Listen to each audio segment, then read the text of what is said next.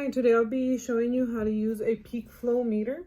A peak flow meter is used in the assessment and management of asthma patients. The first thing we do is we wash our hands and we sanitize our hands. The peak flow meter, I'll be using a water bottle as an example. We need a disposable mouthpiece. The mouthpiece fits into the peak flow meter.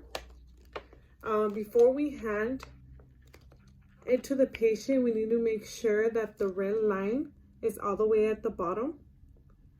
Once the patient has it in their hand, we want to make sure that the peak flow is upright and that the patient isn't covering the back of the peak flow.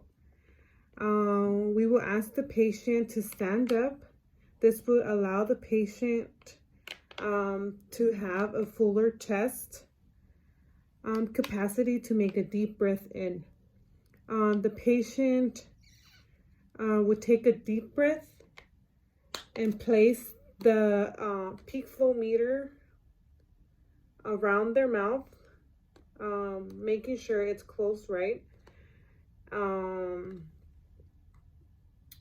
Then the patient would force the air out as hard as they can. Once the patient does that, the red line will move, and where it lands, we will document it down with the number, the date, and the time. This procedure is done in total of 3 times for the patient. Making sure that after every try, we move the red tab all the way down and repeat the procedure.